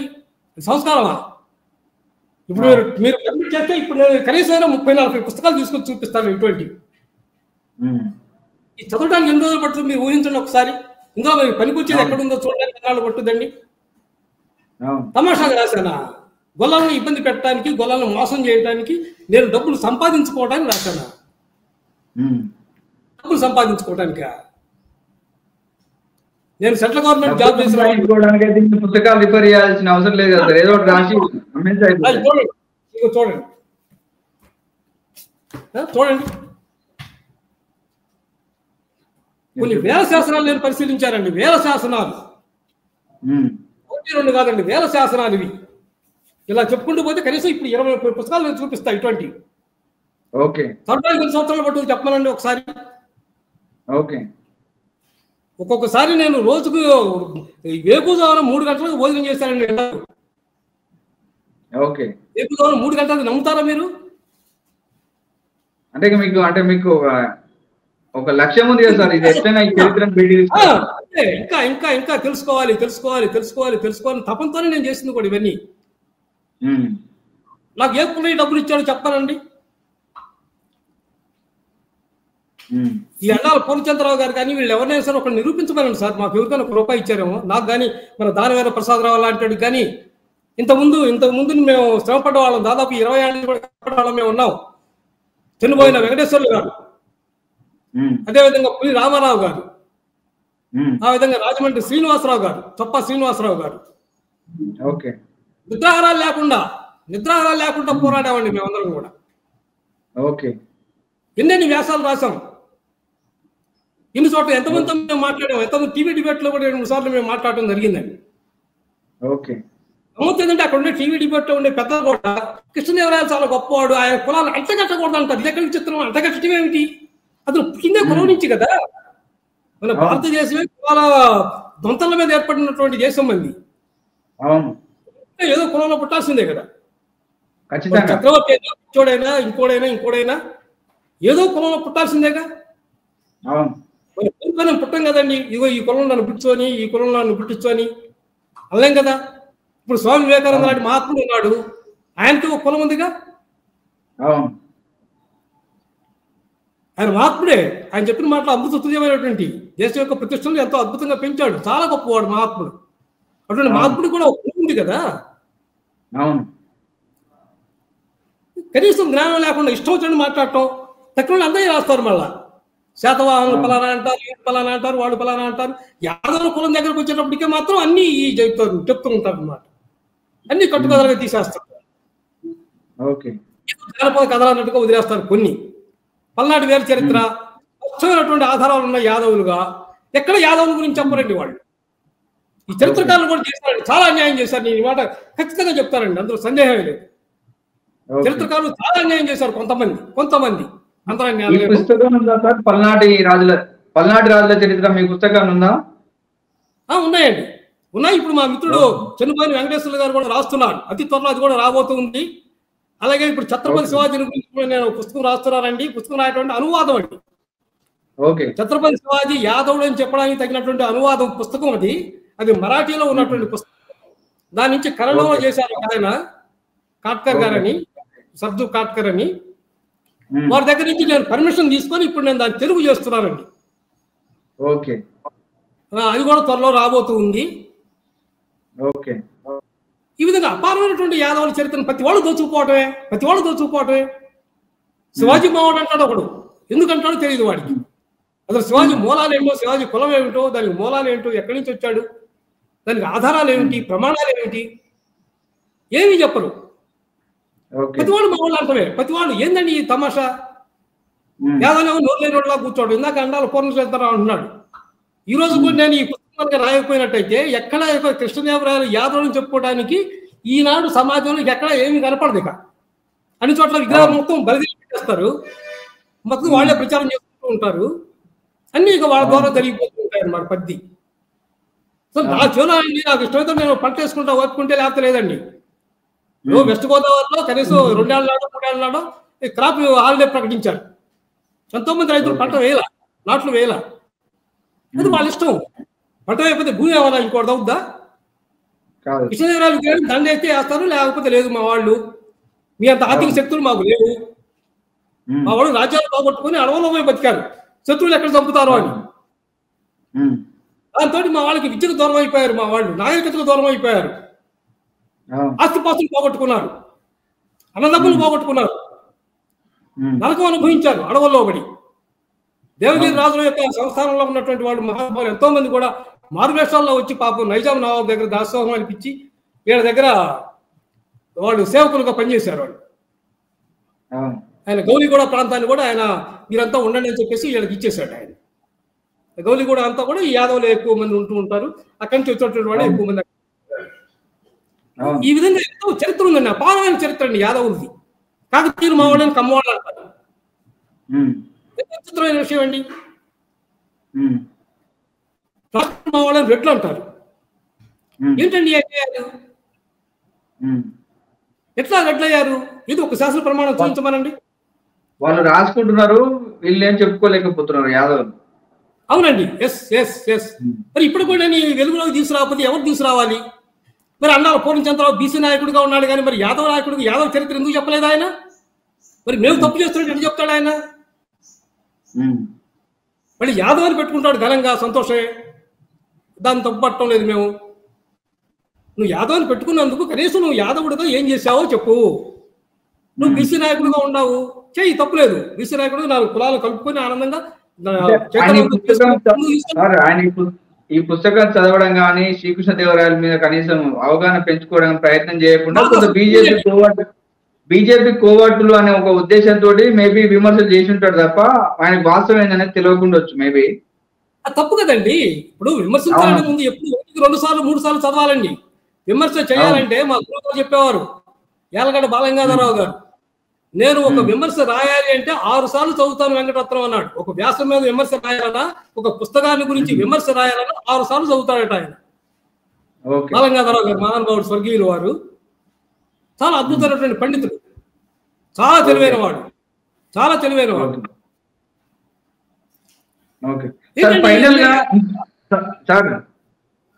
ఫైనల్ గా భారతదేశంలో ఇంత చరిత్ర ఉన్నటువంటి యాదవులు అంటే అనేక రాజ్యాలు ఉన్నాయి. శ్రీకృష్ణుడు లాంటి వాళ్ళు ఉన్నారు, శ్రీకృష్ణదేవరాయ లాంటి వాళ్ళు ఉన్నారు, ఆంధ్రప్రదేశ్ లో కాటమరాజు లాంటి వాళ్ళు ఉన్నారు. కానీ రాజకీయాలలో ఇప్పటికి కూడా చైతన్యం లేకపోవడము, కనీసం అధికారానికి దగ్గర కాకపోవడానికి కారణాలు ఏంటి? ఇదేనండి కీలకమైన విషయం. నేను చెప్పిందే మూలం. మీరు దయచేసి గమనిస్తే అక్కడ పాయింట్ దొరుకుతుంది మనకి. ఇప్పుడు ఒక రాజవంశం ఉందనుకోండి, కాకతీయ రాజవంశం ఉంది. అక్కడి నుంచి ముస్లిం రాజుల యొక్క దండయాత్రల్లో వీళ్ళందరూ కూడా చంపేశారు, రాజబంధువుల్ని వగైరా వగైరా వాళ్ళందరినీ కూడా వీళ్ళంతా చంపేశారు. అప్పుడు ఆ మిగిలిన కొద్దిమంది ఏం చేస్తున్నారు, ప్రాణాలు అరచేతిలో పట్టుకొని వీళ్ళు దూరంగా ఎక్కడో అడవుల్లోకి వెళ్ళిపోయి బతుకుతూ ఉన్నారు. ఇప్పుడు ఆ కాకతీయ సంబంధించినటువంటి ఒక వంశ పరంపర అతను ఛత్తీస్గఢ్ లో ఉన్నాడట. పాపం వాళ్ళు ఎంతో ఇబ్బందులు పడుతూ ఏదో రకరకాలుగా ఇదైపోయి ఈ మధ్య కాలంలో వెలుగులోకి వచ్చారు. మన ఈ మధ్య ఇక్కడ వరంగల్ కూడా తీసుకొచ్చి వారిని సన్మానం కూడా చేసినట్టున్నారు ఆ ప్రాంతం అదంతా. సంతోషమైన విషయం కాదంటోలా. కానీ ఎంతమంది ఆ విధంగా నాశనం అయిపోయారు, బలైపోయారు. బతికుండగానే పైనుంచి కిందకి నిలువున చర్మం ఒలిచేశారు కదండి ఒక రాజుకి, దేవగిరి యాదవ రాజు చివరి రాజుకి. వాడు గుమ్మాని తల ఏరాడు కట్టాడు. బతికుండగా చర్మాన్ని ఒలిచి తర్వాత తల నరికి వాడు గుమ్మాని కట్టాడండి. అటువంటి భయానకమైన పరిస్థితి వచ్చినప్పుడు యాడికి పోవాలి వీళ్ళు? శత్రుశేషం ఉండకూడదు అంటారు కదా. అవతల వాళ్ళు ఏం చేస్తారు, అరే ఇక్కడ తరపు వాళ్ళు ఎక్కడ ఉన్నారో చూడండి, మొత్తం నరికేసేయండి, ఎవరిని అవతలవద్దు అంటారు కదా, దయదాక్షిణ్యం లేకుండా. రాచరిక వ్యవస్థ అటువంటిది. అటువంటి పరిస్థితుల్లో వీళ్ళు ఎక్కడికి పోవాలి? అడవులకి వెళ్ళారు. మరి జీవనోపాధికి ఏదో చేయాలి కదా. అడవులకు పోయారు, ఏమీ లేదు, కట్టుకుంటలతో వెళ్ళారు. ఏం చేయాలి? ఏదో చిన్న మేకనో లేదా గొర్రెనో బర్రెనో ఏదో పెంచుకున్నారు. క్రమంగా అడవుల్లో చెట్టుకోకళ్ళు పుట్టుకోకళ్ళుగా ఉండి బతుకుతూ జీవనాన్ని కొనసాగించారు. మళ్ళీ వాళ్ళకి రాజ్యం వచ్చే పరిస్థితులు రాలేకపోయి రకరకాల పరిస్థితులు ఆ విధంగా మారిపోయినాయి. విధంగా అపారమైన చరిత్ర ఉందండి. నేను ప్రతి యాదవుడికి కోరేది ఒక్కటేనండి. పై ఇంకొక మాట ఇతను ఈ దోపం అభిరెడ్డి గారు చెప్తాడు, చాలా విచిత్రమైన మాట చెప్పాడండి ఆయన. ఏం చెప్తాడంటే, వారు వీరు తెలిసి తెలియక చెప్పినటువంటి మాటలతో నేను ఈ పుస్తకం రాశానంట. వారు వీరు తెలిసి తెలియక చెప్పిన మాటలు. ఏ హిస్టరీ ఆఫ్ కర్ణాటక అనే పుస్తకం ఉందండి, 1970 ప్రాంతంలో రాశారు. కర్ణాటకలో ధార్వాడ్ యూనివర్సిటీ వాడు రీసెర్చ్ వింగ్ వాడు అనమాట రాశారండి. కర్ణాటక చరిత్రని వెన్నులో తీసుకొస్తూ ఆయన రాసుకుంటూ వచ్చారండి. ఎంత అపారమైన చరిత్ర ఉందండి అందులో యాదవులది. యాదవుల కోసం రాయలేదు వాళ్ళు, అందులో యాదవులు ఎవరు లేరు. వైస్ ఛాన్సలర్ యాదవుడు కాదు, రీసెర్చ్ స్కాలర్స్ వాళ్ళు ఎవరు యాదవులు కాదు. వాళ్ళ కర్ణాటక చరిత్రని కవి తీశారు, మూలాల్లోకి వెళ్ళారు. ఛత్రపతి శివాజీ సైతం కర్ణాటక చెందినవాడు, హోయసల వంశీయుడు. ఆ ప్రాంతంలోని రాజవంశాలు మొత్తం ఉద్భవించినాయి. చాళుక్యులు యాదవులు, ఆ చాళుక్య మూలాలే ఉన్నాయి సాడు వంశీయులకి. చరిత్ర చాలా స్పష్టంగా చెప్తుంది, గోరట్ల శాస్త్రం చెప్తూ ఉంది చాలా స్పష్టంగా. చాళుక్యులు యాదవులు, హోయసాలు యాదవులు, కాలూరు యాదవులు, పాలవంశీయులు యాదవులు, ఈ ఆళ్వా తుళువా వగైరా ఇవన్నీ మనకు తెలిసిన విషయాలు. వీళ్ళందరూ యాదవులే. చరిత్రలో దేవగిరి యాదవులు మూలస్థానం కూడా కర్ణాటకే. కూటులు రాష్ట్రకూటుల యొక్క మూలం కూడా కర్ణాటకే. తీరు మూలం కూడా కర్ణాటకే. అసలు వీడు కనపడవాడినల్లా మావాడే అంటున్నారు. ఒక్కొక్కళ్ళు మావాడే. ఏమిటి ఇది నాకు అర్థం కావటం లేదు. నక్కను చూసినాడల్లా వేటగాడేనా? నేను సమాజాన్ని మరీ చేతులెత్తి నమస్కరిస్తూ ప్రార్థిస్తున్నానండి. సమాజంలో ఉన్నటువంటి పెద్దలు, చరిత్రకారులు, మహానుభావులు, పండితులు అనుకున్నటువంటి వారు దయచేసి ఈ చరిత్ర వక్రీకరణను మీరు కూడా ఆపడానికి ప్రయత్నం చేయండి. ఇతరులు ఎవరైనా కృష్ణదేవరాయలు లాంటి వాళ్ళు కానీ ఈ చరిత్ర తెలియనటువంటి వాళ్ళు ఇష్టారాజ్యంగా చరిత్రను వక్రీకరిస్తే దయచేసి మీరు ప్రశ్నించండి. వాళ్ళని నేను కుట్టుకోవాల్సిన పని లేదు, ప్రశ్నించడమే. అదే ఒక శాస్త్రం చూపించు అని చెప్పాలి. ఇందాక రామ్ గారు ఒక మాట మర్చిపోయారండి. ఆయన అక్కడ చెప్తాడు, తయారు చేసి చాలా రోజులైందంట, పర్మిషన్ ఇవ్వలేదంట గవర్నమెంట్ వారు, ప్రభుత్వం మారినా కానీ. అందుకోసమే అవసరమైన ప్రోగ్రామ్ పెట్టండి, మేము కూడా వస్తాం ఆంధ్ర నుంచి, అద్భుతంగా చేసేద్దాము అని చెప్తున్నారు ఆయన. సిద్ధరామయ్య తమాషా మనిషి కాదండి, న్యాయశాస్త్ర నిపుణుడు, యాదవుడు, కురుమ యాదవుడు. ఆయన మహామేధావి. వాడు మొత్తం తెలుసు, చరిత్ర మొత్తం తెలుసు. కృష్ణదేవరాయల చరిత్ర, అక్కడ పుట్టి పెరిగిన కృష్ణదేవరాయల చరిత్ర ఆయన తెలీదా? ఈయన ఉడతూ రూపుతూ ఉన్నాడు, మేము కూడా వస్తాం అంటే యాదవులు రారా అక్కడికి? అక్కడ యాదవులు లేరా? ఎట్లా ఇస్తారు పర్మిషన్? ఇవ్వమానండి, ఎవరు ఎట్టి పరిస్థితి ఇవ్వడానికి వీల్లేదు, ఎవరు కూడా. కర్ణాటకలో ఎంతో మంది మహానుభావులు ఉన్నారు, యాదవులు, అద్భుతమైన చరిత్ర వాడు గ్రంథస్థం చేస్తున్నారు ఇప్పుడు ఎంతో మంది. కృష్ణదేవరాయల గురించి ఇస్తున్నారు శాసనాలు. మాకు ఈ పుస్తకం వచ్చిన తర్వాత ఈ పుస్తకాన్ని కర్ణాటకలో చాలా మంది దగ్గర ఉంది. ఈ పుస్తకం వాళ్ళందరూ తీసుకున్నారు. వాళ్ళ ఇంకా ఇదిగో మా దగ్గర శాసనం ఉంది, ఇదిగో మా దగ్గర శాసనం ఉంది అంటున్నారు. ఇప్పుడు ఇదిగో ఈ శాసనం ఉంది. ఆర్కియాలజీ డిపార్ట్మెంట్ వారు సైతం నాకు ఫోన్ చేశారు. ఇంతటి అపారమైన చరిత్ర ఉంది. నాకు అర్థంగా దాసరామ్ గారు అక్కడ కేఆర్ పురం పోయేసి అక్కడ మేము కూడా వస్తాము, విగ్రహం కోసం మనం ధర్నా చేద్దాము అది ఇదని చెప్పగానే ఇంకేముంది, గడలో వణిగిపోయి ప్రభుత్వం వాళ్ళు ఆయన పర్మిషన్ ఇచ్చేస్తారా? యాదవులకు జనాభా లేరా? యాదవులు మనుషులు కాదా? యాదవులకు లేదా? ఆ మాత్రం చరిత్రను యాదవులు కాపాడుకోలేరా? దేశం మొత్తం ఉన్నారు సార్ యాదవులు. దురదృష్టం ఏమిటంటే ఐక్యత లేదండి. దురదృష్టం ఇది, ఐక్యత లేదు. మీరు కాదు ఒక ముందడుగు వేశారంటే మీ కాలు పట్టుకుని నేను లాగటమే. అయ్యో ఇంకేముంది, మహేష్ వెళ్తున్నారు, రేపు ఎమ్మెల్యే అవుతాడేమో, ఎంపీ అవుతాడేమో, ముఖ్యమంత్రి అవుతాడేమో, ప్రధానమంత్రి అవుతాడేమో ముందుగా నా భయం. వాళ్ళు అయితే పర్వాలేదు, ఏక కులస్తులు అయితే సంతోషం వీళ్ళందరికీ. ఆనందంగా వాళ్ళ దగ్గర పోతారు, కింద కూర్చుంటారు, దండాలు దశకాలు పెడతారు, మంచాల దగ్గర కూర్చుంటారు, కుర్చీల దగ్గర కూర్చుంటారు, కాళ్ళ దగ్గర కూర్చుంటారు. అవి అయితే ఆనందమే. సాడి కులస్తుల దగ్గర పోవాలంటే నా పోషి జ్ఞానం ఉండాలి కదండి. ఖాతాలో చదువుకున్నందుకు ప్రతి వాళ్ళకి ఇంత పొడుగు డిగ్రీలు పెట్టుకుంటున్నారు. ఇప్పుడు చదువుతున్నారు, సంతోషమే. దానికి నువ్వు ఏమి నీ కులాన్ని గురించి మాట్లాడుతున్నావు నువ్వు? సరే జరిగిపోతే కామ్గా కూర్చో, సంతోషం, ఆనందం, మహాప్రసాదం.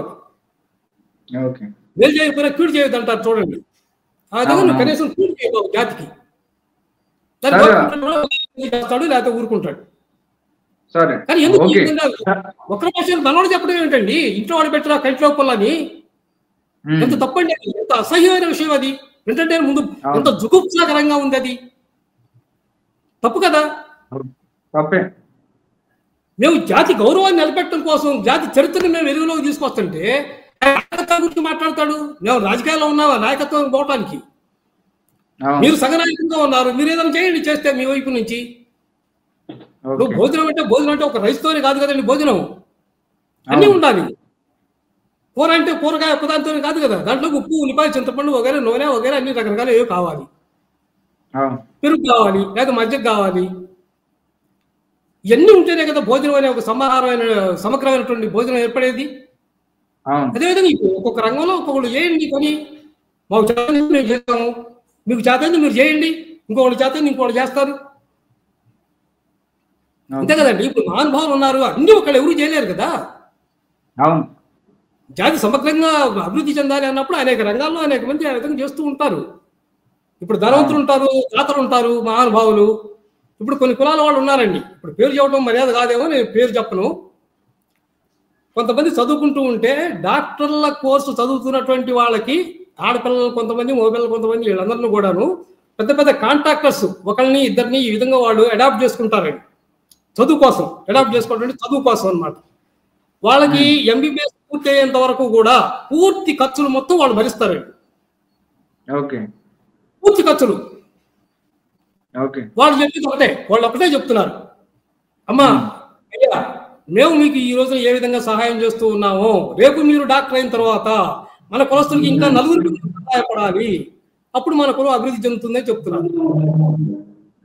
అదండి డెవలప్మెంట్ అంటే. డెవలప్మెంట్ అంటే అది. అటువంటి ఆదర్శవంతమైనటువంటి విషయాలు చూసుకొని కాస్త ధనం తోడుకున్న వాళ్ళు వాళ్ళ చేతైన దాంట్లో వాళ్ళు చేయమనండి. ఇప్పుడు మా గుంటూరులో అలా వెంకటేశ్వర గారు ఉన్నారు, మహానుభావుడు. చేతులెత్తి దండం పెట్టాలి ఆయనకి. ఎన్ని అద్భుతమైన కార్యక్రమాలు చేస్తున్నారండి. 20 సంవత్సరాల నుంచి ఆయన పిల్లలకి 10th క్లాస్ పాస్ అయిన తర్వాత పిల్లలందరూ కూడా ప్రోత్సాహ బహుమతులు ఇస్తున్నారు. ఆయన సొంత డబ్బులు వెచ్చించి లక్షలు ఖర్చు పెడుతున్నారు ఆయన. అటువంటి కార్యక్రమాలు చేయండి, ఎవరు చూసింది వాళ్ళు చేయండి. భారం మొత్తం వారు ఒక్కరు భరించలేరు కదా. మీకు చేతంది మీరు చేయండి, ఇంకోటి చేతంది ఇంకోటి చేస్తారు, ఇంకోటి చేతంది ఇంకోటి చేస్తారు, ఈ ఏరియాలో ఆయన చేస్తారు, ఇంకో ఏరియాలో ఇంకోటి చేయండి, ముందుకు రండి, స్ఫూర్తిగా తీసుకోండి అటువంటి మంచి కార్యక్రమాలని. జాతి డెవలప్మెంట్ జరుగుతున్నప్పుడు ఆటోమేటిక్గా. ఈరోజు జాతి కోసం మేము ఈ తపన పడుతున్నాము. మరి కనీసం మమ్మల్ని కాళ్ళు పట్టుకొని కిందకి లాగాలన్న ధోరణిలో వీళ్ళు బిహేవ్ చేసుకుంటూ వస్తే ఏ విధంగా ఉంటుందండి అది? జాతి అభివృద్ధికి ఇది మూలం అవుతా కాదా? కొంతమంది అమాయకత్వం వల్ల జరుగుతాయి సార్. జాతి అభివృద్ధికి లేదు దోహదం చేస్తుందా? చేయదుగా. జాతి వినాశనానికి కారణం. ముందుకు పోయేవాడిని కూడా కాళ్ళు పట్టుకొని లాగటం అంటే ఏమనుకుంటారు దీన్ని? ఆయన నాయకత్వం చెప్తాడు. చెప్పండి. అమాయకత్వం అని అనుకోవాలి మనం, అంతే. అమాయకత్వం అయితే మౌనంగా ఉంటారు సార్. అమాయకత్వం అయితే వాడు మౌనంగా ఉంటాడు, అసలు వాడు మాట్లాడు. అమాయకుడు వీడు అతి తెలివితేటలు అనమాట. ఎకిలి తెలివితేటలు అంటారు వీటిని, ఎకిలి తెలివితేటలు. అది వీళ్ళేదో పెద్ద గొప్ప మహానుభావులైనట్టు, గొప్ప నాయకులైనట్టు వీళ్ళందరూ కూడా కృష్ణదేవరాయల గురించి మాట్లాడేవాళ్ళు, చదివేవాళ్ళు, రాసేవాళ్ళు వీళ్ళందరూ కూడా పిచ్చోళ్ళు అయినట్టుగా వాళ్ళ ఊహ. అదే సార్, అంతే కదండి. అవునవును. మీరు చేస్తుంది వాళ్ళు కనీసం అభినందించకపోయినా మౌనంగానే ఉండాలి కదా. మేము తప్పు చేస్తుంటే అడుగులు తప్పులేదు. కల్పిత చరిత్ర రాసి అన్నాడు అందరూ పదం, మీరు బహుశా గమనించుంటారు. నేను చదివాను, చాలా జాగ్రత్తగా చదువుతాను నేను చదివేటప్పుడు కూడా. కల్పిత చరిత్ర అన్నాడు. నేను ఛాలెంజ్ చేస్తున్నాను పూర్ణచంద్ర గారికి కూడా, ఇది కల్పిత చరిత్ర ఏ విధంగా అవుతుంది? ఛాలెంజ్ చేస్తున్నాను పూర్ణచంద్ర గారు, మీ దగ్గర ధైర్యం ఉంటే, సబ్జెక్ట్ ఉంటే, నేను రాసింది కల్పిత చరిత్ర అని మీరు నిరూపించగలరా? వారికి కూడా నేను సవాల్ చేస్తున్నాను. నేను జ్ఞానం ఉండాలి కదండి. కల్పిత చరిత్ర ఏంటండి? శాస్త్ర ప్రమాణాలతో ఇన్ని రకాలుగా చెప్తూ ఉంటే ఆధారాలు చూపించి ఇది కల్పిత చరిత్ర.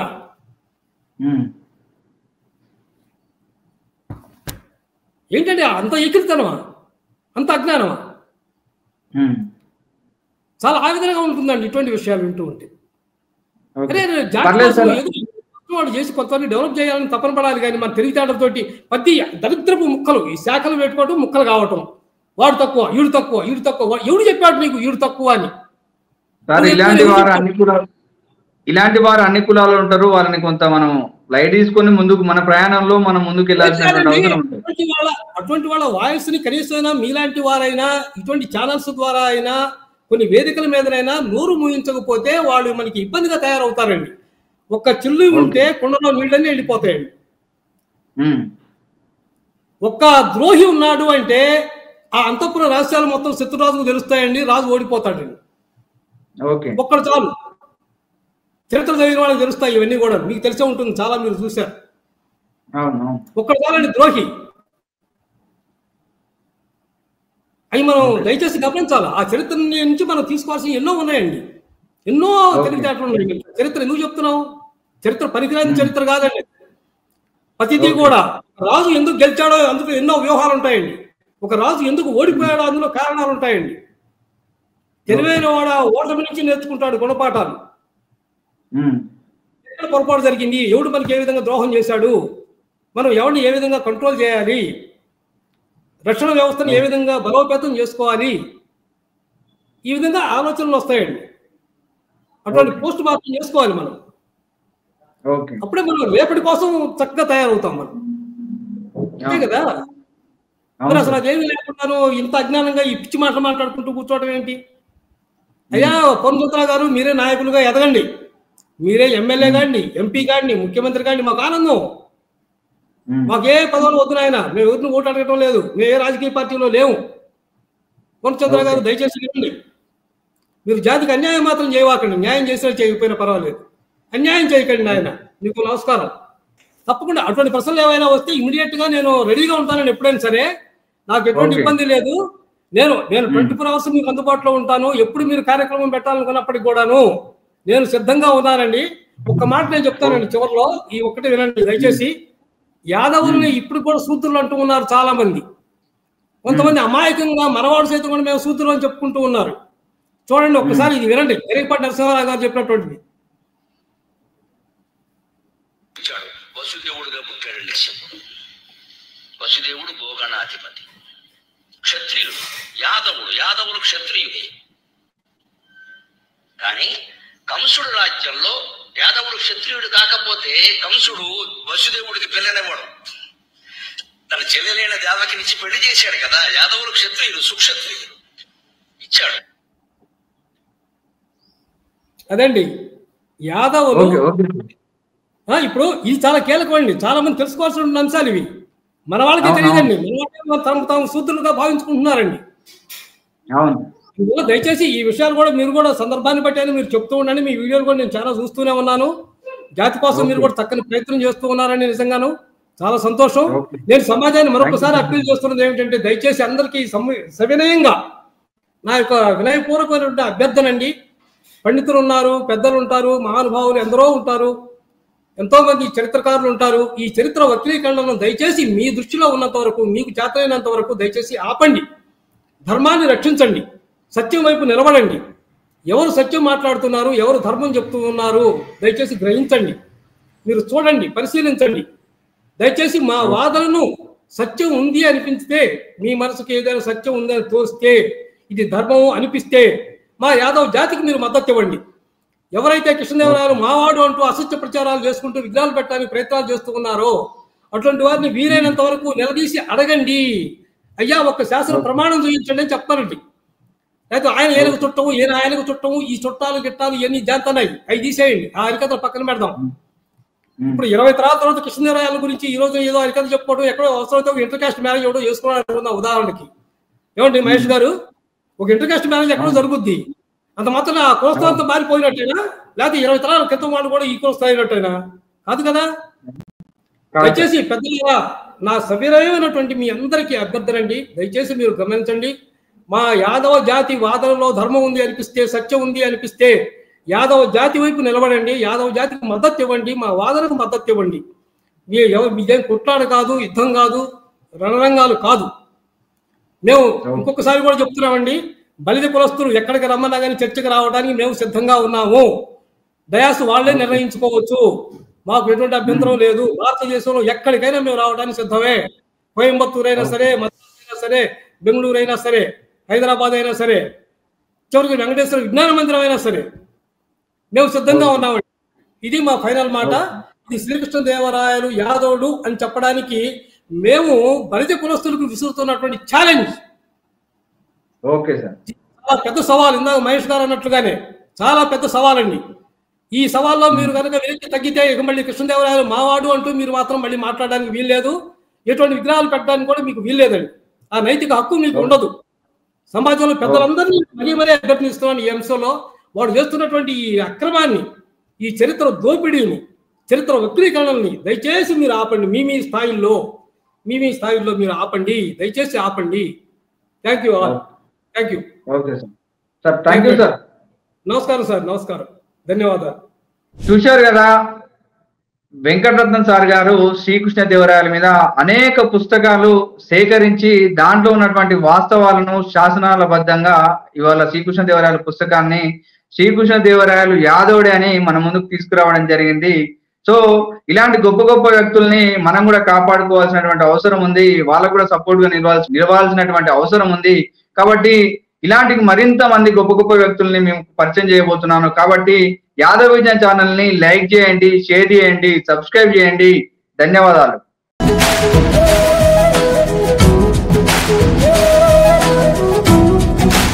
ధన్యవాదాలు.